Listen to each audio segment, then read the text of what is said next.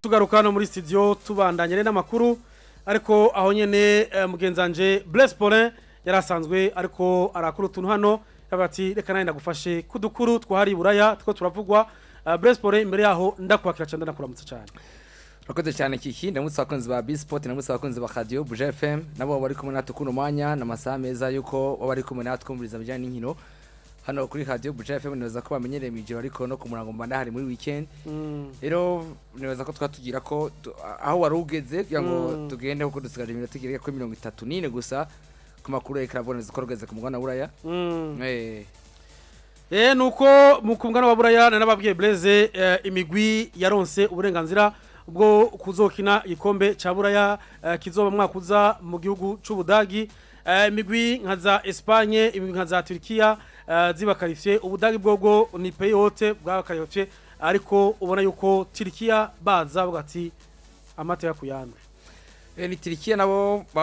muri no weekend baronse qualification yabo kuzokina igikombe ca Euro 2024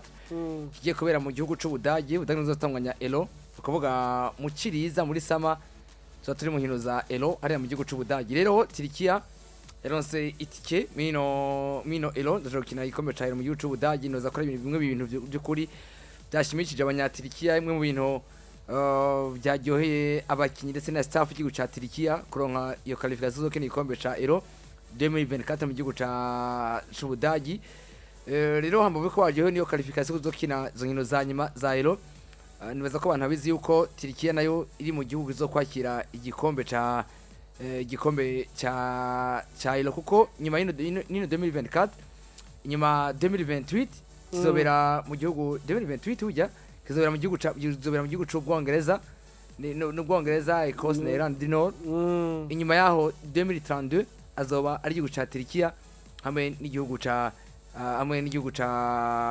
c'Ubutaliyani iro kwemeze kose ero zikurikira zitatu zigiye kuza Turkiya izobirimo bwa mbere ino qualification baronse yo kuzokina ino Euro izoba 2024 kuri bo hanyuma ya 2028 ntabizi ko azokina ariko 2032 Masters zozoba barimo kuko nabone nkazo nka pays haute bazokitunganya igikombe ca Euro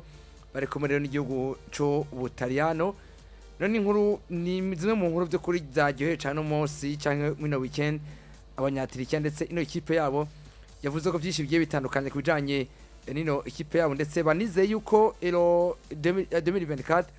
wito Arda Güler ashaka kuzoboneka muri equipe yabo national igihugu ca Turkiya ivyo bakaba byishimiye kuri bo nibaza ko ari mu nkuru zavuzwe no munsi mino weekend hari akamugana na Buraya nuko rero ku saha 7:28 ku mugana wa Buraya inkino zirabandanya nkuko nababwiye ati abi bettingira kabisa kuri 1xbet barasha kwirira dufaranga dutandukanye bagati inkino zirahari hari inkino zihari no munsi muri inkino zihari cyane muri 1xbet ndetse tunamenyesha yuko mino weekend twari kumwe ku munsi wa gatanu twari kumwe twinjira muri weekend twari kumwe murazi yuko Buja FM isanzwe ifitanye amasezerano n'uruganda rukomeye cyane rwo 1xbet rwo gutigira inkino mu nkino tubatangariza zo ku mugabane wa Buraya mu gana tubashikiriza haba muri B-Sport ndetse haba no muri Evening Sport turi kumwe n'uruganda rwo gutigira rwo 1xbet rero mino weekend niho twari kumwe ya jewe na wewe KIKI aho muri imvyi akomeye cyane mu gihugu c'u Burundi bitwa Sabi yasinya amasezerano kuzokorana n'ino shishamo ryo ku betting ryo gutigira inkino ari ryo 1xbet byabaye ku munsi wa gatanu karakameme kadasanzwe kubijanye na Sabi yaha amasezerano n'ino shishamo ryo gutigira inkino n'ibindi bigiye bitandukanye karakameme kane kadasanzwe kubijanye n'abasarukira 1xbet hana mu Burundi kubona bahaye amasezerano muri ivyi nkuru ya Sabi ndetse n'abakamaze kumenyesha yuko yamenyesha yuko yifuza umwana amasezerano y'umwaka umwe yuko azoshitsa kure hashoboka mu kwamamaza 1xbet rero twifuza kuzogira amahirwe meza 1xbet neza ko nka twebwe nka partenaire ba 1xbet nka Buja FM rero twari turi gusa kumenyesha abantu yuko mino weekend akoze komeye cyane gose yuko 1xbet yateye indi ntambwe mu gushaka gusinyisha muri imvi yitwa Stade Satura Mabavu mu kumenyekanisha 1xbet n'inkuru tuza kwashikiriza kuko natwe badufasha muri nigana tubashikiriza n'inkino hano kuri Buja FM nuko rero tubandaye n'amakuru ariko aravugwa hariya mu nkuru ziko ziravugwa Buraya tugende kujanye kwa na program hino zihari nuko ku nkuru yaje kwandikwa mu mwanya urenganye nuko dossier Kylian Mbappé isogaruka mu mwanya urenganye byazosebwa kujana na dossier Kylian Mbappé mu gwi wa Real de Madrid mu ndwiheze neza ko kibari mwashaka kubabwira yuko haravuzwe yuko wita Kylian Mbappé gibe yamaze kugura inzu mu ibanga hari mu gisagara cya Madrid rero iyo nkuru yasoko kwandikwa no munsi mu gatondo munana kuri Paulin yamaze kwishira ko yuko bavuze yuko nkuru zo mu gatondo zuno munsi nuko witwa Florentino Perez yoba ngo yasoko gutangura ibiganiro mu ibanga nabegereye Kylian Mbappé kugira ngo ibyo kuza n'ibyo kutagumira muri Paris Saint-Germain basure mubwiye neza hanyuma amenye icyo afata ni basuye kujuragirika kabisa ati mwe mutubwira neza ko mushaka tuvugana rero nkuko byavuzwe muri kino gitondo cyane gose nuko ubwa mbere Kylian Mbappé ntarongeza amasezerano mu gwi wa Paris Saint-Germain aracari mugabo ntarongeza contrat bakamenya yuko mu kwezi kwa mbere nawe azoba yamaze asa donc asa nkuzoba yirebanga ta club nimwe afise rero nkuko byanditse kandi na LMC muri kano gatondo ndetse n'inkuru itaramara umwanya muremure cyane gose hose nuko Perez ngo ku munsi w'ejo yoba yaratelefone imwe muyigire Kylian Mbappé ndetse ngo n'umwana ubwiwe biravugana yuko yumenyesha yuko dossier ibandanya kugira ngo amenye fata ko mu kwezi kwa mbere kwemeze kose Real Madrid shaka kurondera umutaka yigenga cyangwa ikabanza gutegura kazoza cyangwa inzira gusinyisha umutaka akomeye cyane mu kwezi muri sama igiye gutanga kwemeze kose Real Madrid tereza gusinyisha umutaka KIKI ndari ni nkuru yarakenewe kabisa no mu gatondo yuko dossier Kylian Mbappé yasogaruka hariya Madrid bwana ntagitangaje na kimwe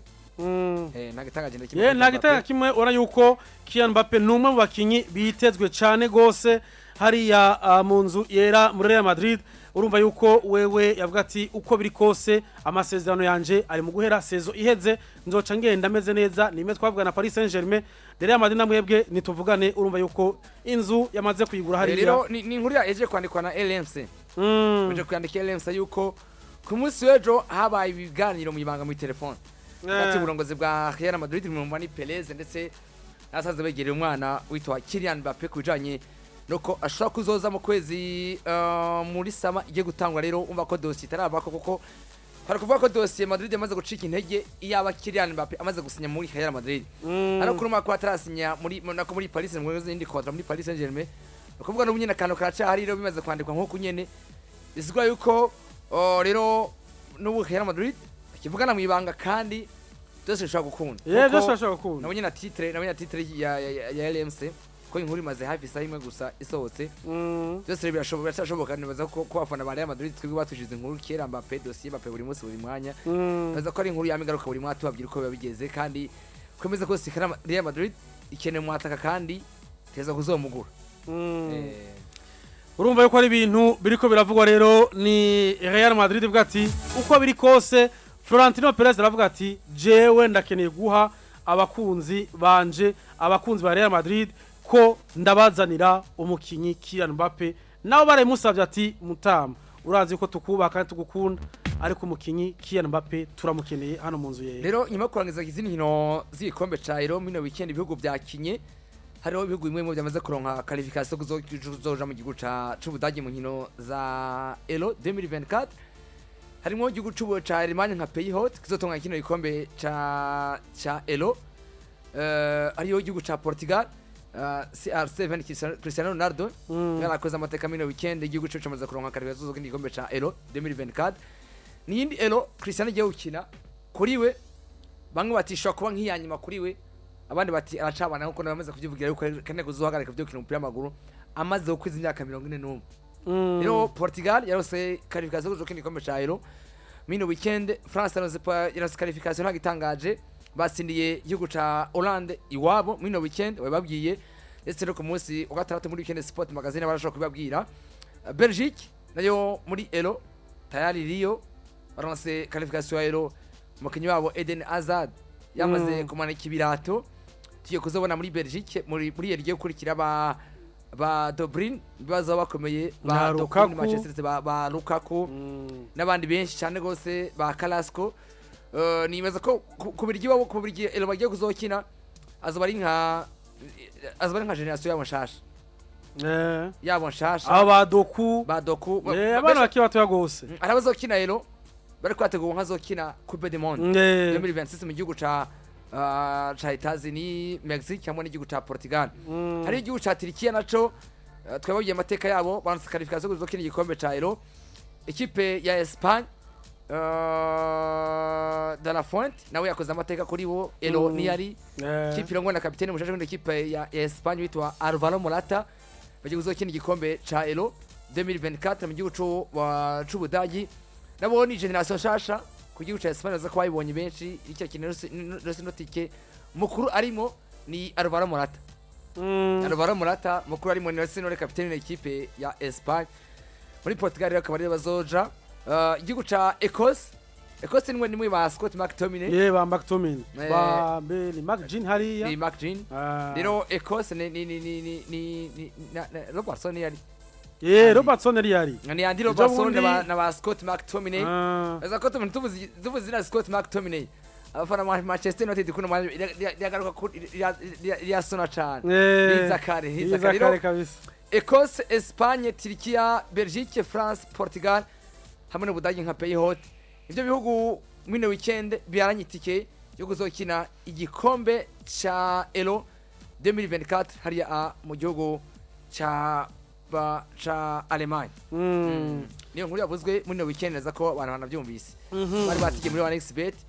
Arabizwe ibihugu byabo byamaze kuronka qualification. Cyane gose.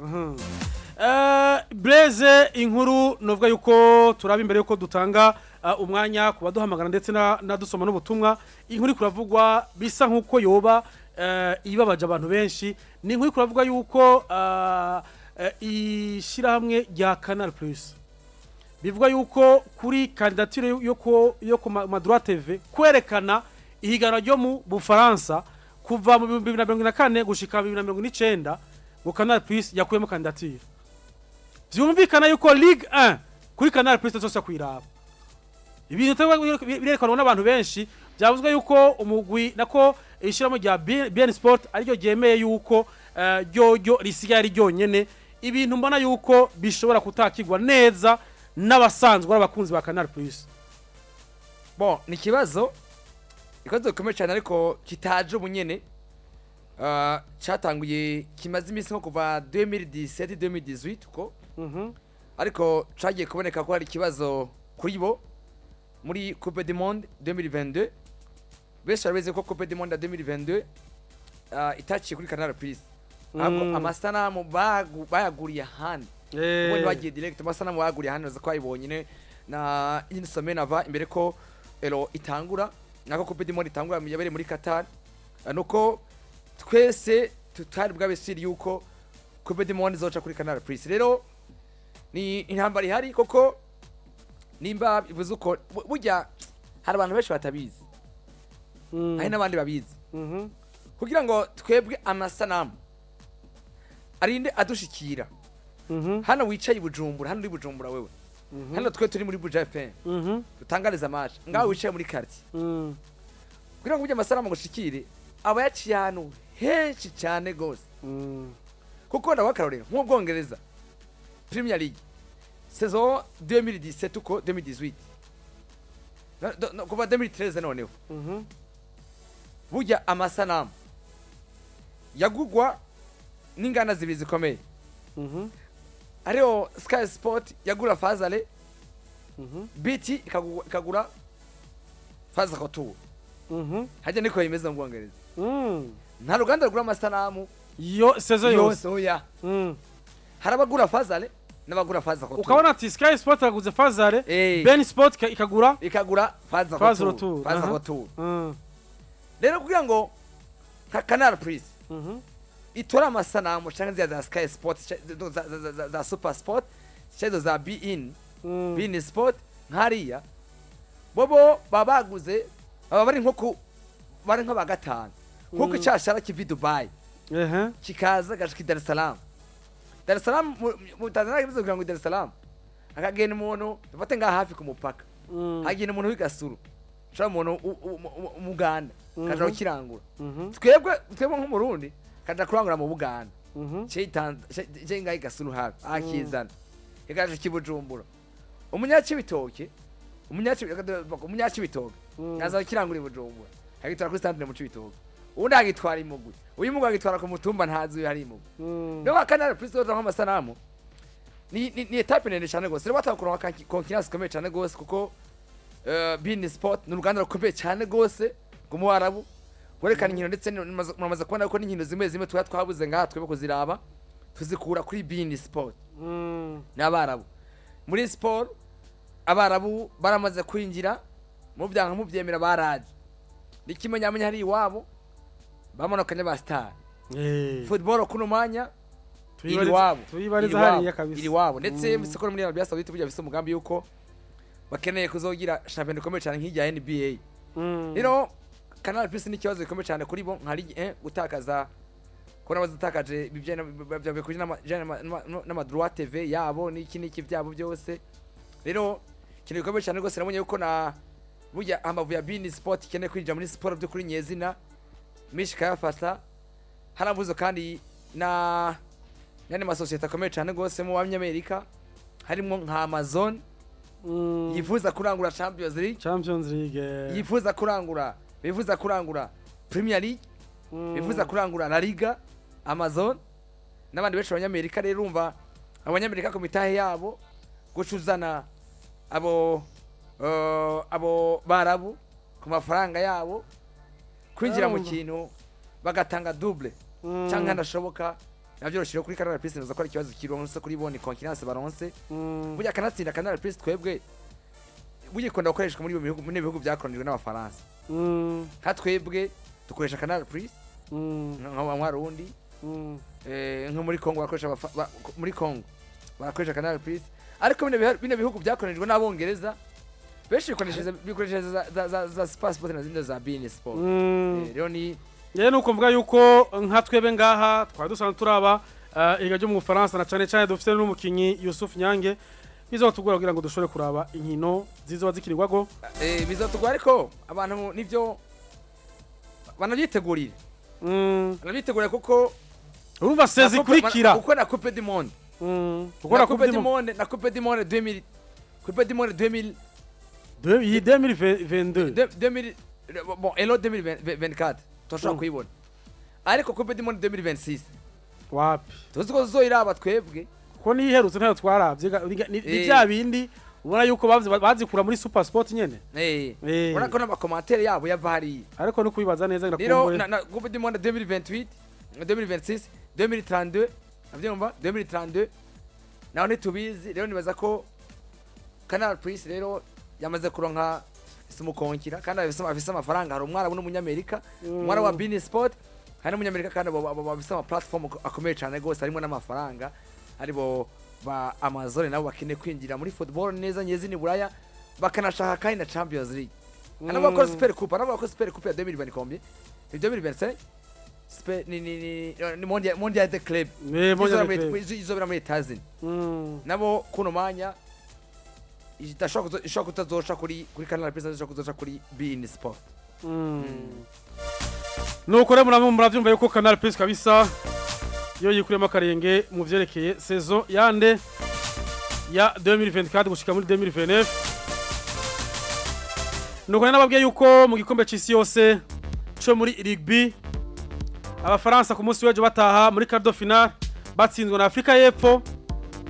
ni demi finale nababwiye yuko izohuza igihugu ca Argentina na Nouvelle-Zélande hamwe n'Ubwongereza na Afrika y'Epfo mbega bizose nayizihe n'abafaransa n'ubu kabisa batarakira defete yabo bagize bon barakira defete yabo bagize kuri equipe ya Faransa ya rugby ariko nabonye kubyabashikiye ko kubyabashikiye nibyo ari muco abanyafransa bamwe banangiye ukuntu equipe yabo yitwaye ariko nabonye soutien ikomeye cyane gose yaje kuba proteger n'ikipe ya France ni equipe nationale yabo equipe nationale yabo ya football yaba Mbappé yaba Dembélé yaba Colomboane yabande aho kuntu mwanya basanzwe bari bose banditse banavuga yuko bari nyuma equipe yabo ya saison ya rugby ati ibyabaye nibishika ati mwitanze basohoye video bose bari kumwe ko ari kibi nawe ni foto hariya bicaye bariko bararaba kabisa niyo sutiye bageze ku bundi bwo gukugwamo kipe y'Ufaransa ukugwamo nka harya muri rugby na handball ku Faransa ico bita terrible abaye terrible wao kabisa ni scandale ko buze rugby kuvugana rugby tumva South Africa tukumva Nouvelle-Zélande tukumva Australia ni Nouvelle-Zélande rakazi Nouvelle-Zélande tukumva Ubufaransa rero kuri Ubufaransa bakuwe muri rugby ariko soutien baje bakinyi ba equipe nationale bahuriyanye bose bari hamwe ya bose ari maclub batari kumwe equipe nationale mwese agatanga message rugiti ciwiwe Instagram yiwe ivyo yavuze yanutse video canke yanutse kiniki ku post yiwe nivyarugira point nkuko kuno mwanya basanzwe bose bari hamwe rero nibaza ko baravuye mu ariko Ubufaransa uvuye mu muri rugby ni nkuru ni nkuru abari nkuru abari nkuru kabisa ibikaze iyo rero abari nkuru kuri bo ku Bafaransa kuko nabona Africa du Sud n'igihugu gikomeye cyane muri rugby cyane cyane kabisa n'igikomeye cy'isi baragitwaye Africa du Sud yatsinze rero Ubufaransa bitsindo 29 kuri 28 kimwe mu gihugu gikomeye cyane gose bafise muri Afrika twokwirata mu nkino zose ni Africa du Sud ni Africa du Sud kabisa muri no rugby umvise Africa du Sud ubitinye kuko Africa du Sud akwiye mu Faransa 29 kuri 28 inkuru suko Africa du Sud yatsinze Ubufaransa oya abwe inkuru nuko ubwo Faransa nyene bwatsinzwe kuko gutsindwa n'ibintu bisanzwe na Africa du Sud kuko no mu Faransa kumonokana ku mwana nationalité muri Africa du Sud muri Afrika nicyo bisanzwe kuri nuko Blaise tubabwira inkino zitekanije kuno munsi muri za nkino zo konditika cyo kuja mu gikombe ca Buraya ni kuri no munsi inkino zihari igihugu ca Greece barakina na Pays-Bas isaha 2:45 Belgique baraza kwakira umugwi wa igihugu ca Swede ayo masanyene Bosnia Herzegovina barakira igihugu ca Portugal Portugal yamaze kuronka itike Ubwongereza baraza kubakira n'igihugu cy'Ubutaliyano match ikomeye cyane gose Ubutaliyano bumaze match ziga ku 5 yikurikira idatsindwa Serbia bakina na Montenegro hamwe na iri asemare bakina na Denmark nizo nkino za runo munsi Bona yuko ni match zikomeye cyane kuri bariko nabonye Haaland nawe api sivye ase gusiba n'ikibazo kuri we ivyo namye mvuga hano ngaha ntibugira urashaka kuba umukinyi mwiza komeye ariko igihugu wamukamo ugasanga ko nta kintu kabisa nta kintu ni kibazo gikomeye cyane kuri we kuko tukivuga ivya Ballon d'Or